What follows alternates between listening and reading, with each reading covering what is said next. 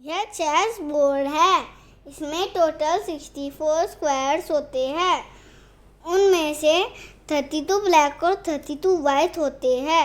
Vertical lines को files कहते हैं और हॉरिजॉन्टल लाइंस को रैंक्स कहते हैं। इसमें टोटल 32 पीसेस होते हैं, 16 ब्लैक के और 16 वाइट के। हर एक सेट में एक किंग या राजा, एक क्वीन या रानी या वजीर, 2 रूक्स या हाथी, 2 नाइट्स या घोड़े, 2 बिशप्स या ऊंट और 8 पॉन्स या प्यादे होते हैं। बोर्ड की पोजीशन इस तरह से होनी चाहिए कि बोर्ड के राइट कॉर्नर में वाइट और लेफ्ट में ब्लैक स्क्वायर हो, या फिर याद रखने के लिए एक राइम है, white on the right. Rooks की पोजीशन। रूक्स महल के पिलर्स की तरह दिखते हैं और इनको बोर्ड के दोनों कॉर्नर्स पे रखते हैं। नाइट्स की पोजीशन। नाइट्स घोड़े की तरह दिखते हैं। इनको रूक्स के जस्ट पास वाले स्क्वायर पर रखा जाता है। बिशप्स की पोजीशन। बिशप्स को नाइट्स के जस्ट पास वाले स्क्वायर पर रखा जाता है। क्वीन और किंग की पोजीशन।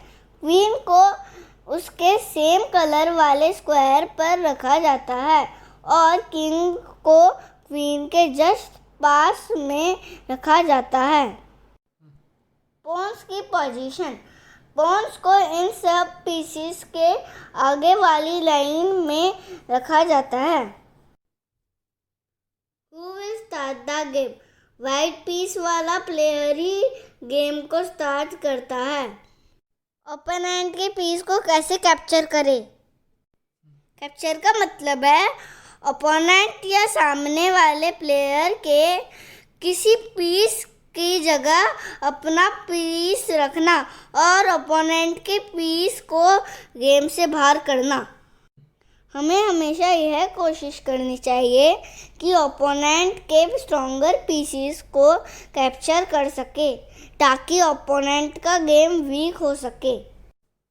ओपोनेंट के पीसेस को कैप्चर करते हुए हमें हमारे पीसेस को भी प्रोटेक्ट करना होता है।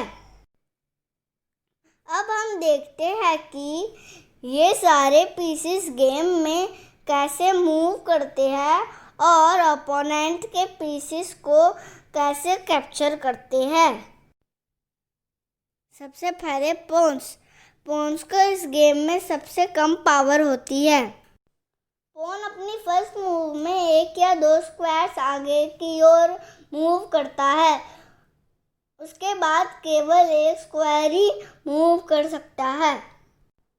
ये केवल आगे की ओर ही मूव कर सकते हैं। दूसरे पीसेस के तरह ये पीछे मूव नहीं कर सकते हैं। पॉन्स ओपोनेंट के किसी भी पीस को सामने से कैप्चर नहीं कर सकते हैं। ये केवल डायगोनली या टेढ़े ही कैप्चर कर सकते हैं।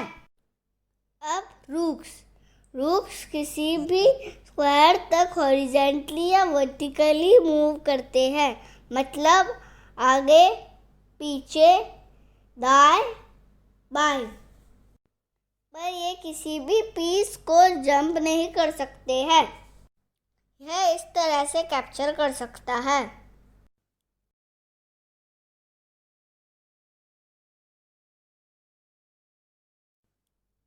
अब नाइट्स ये एल शेप में मूव करते हैं, जैसे अपनी जगह से चारों दिशा में 2 स्क्वायर हॉरिजॉन्टल या वर्टिकल चलकर 1 स्क्वायर लेफ्ट या राइट चलता है। नाइट ही एक ऐसा पीस है जो किसी और पीस के ऊपर से जंप कर सकता है।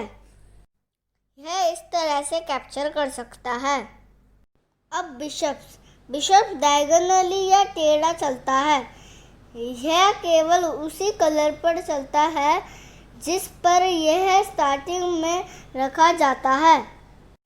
जैसे कि वाइट स्क्वायर वाला बिशप केवल वाइट स्क्वायर पर ही चल सकता है और ब्लैक वाला ब्लैक पर ही चल सकता है, पर ये किसी भी पीस को जंप नहीं कर सकते हैं। यह इस तरह से कैप्चर कर सकता है।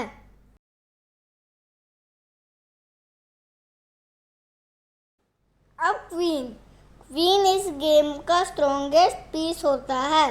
क्वीन हॉरिजॉन्टली, वर्टिकली और डायगोनली मूव कर सकती है, पर ये किसी भी पीस को जंप नहीं कर सकते हैं। यह इस तरह से कैप्चर कर सकता है।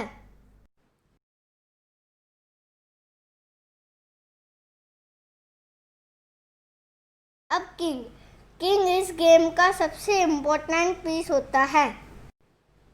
यही वो पीस है जिसको पूरे गेम में बचाकर चलना होता है।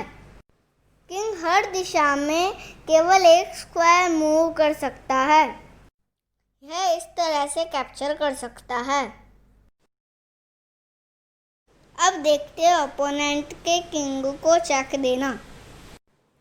जब भी हमारा कोई पीस ओपोनेंट के किंग को कैप्चर करने की पोजीशन में होता है तो इसे चेक कहते हैं। इस सिचुएशन में हमें चेक बोलकर ओपोनेंट को बताना होता है। इस केस में ओपोनेंट को अपने किंग को बचाना होता है। इसके लिए वो या तो किंग को किसी सेफ स्क्वायर में मूव करता है या फिर अपने किसी पीस से ब्लॉक करता है, या फिर जिस पीस से चेक लगा है उस पीस को कैप्चर करता है। अब चेकमेट का मतलब है जब ओपोनेंट के किंग को चेक दिया जाता है और उसके पास किंग को प्रोटेक्ट करने का कोई ऑप्शन नहीं होता है।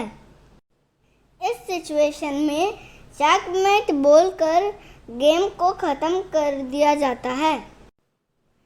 इस गेम में कुछ स्पेशल मूव्स होते हैं, जैसे कि पॉन का प्रमोशन।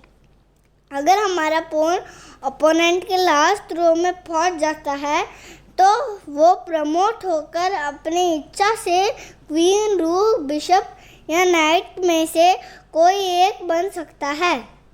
कैसलिंग, इस स्पेशल मूव को हम पूरे गेम में एक बार ही यूज़ कर सकते हैं, वो भी तब जब यह 5 कंडीशन पूरी हो।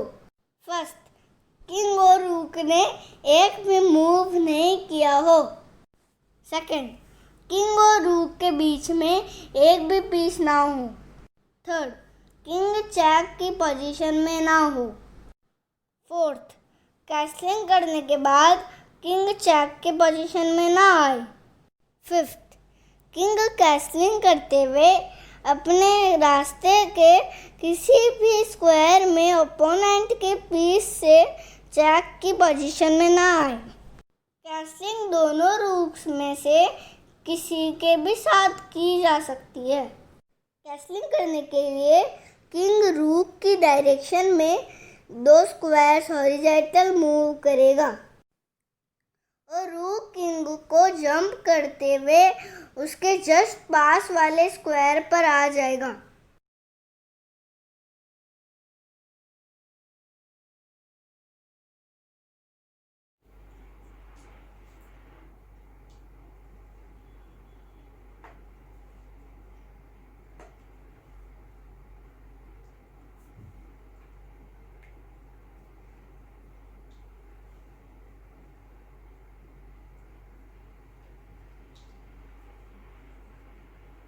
Checkmate. Hope you like the video. Please like and subscribe. Thank you.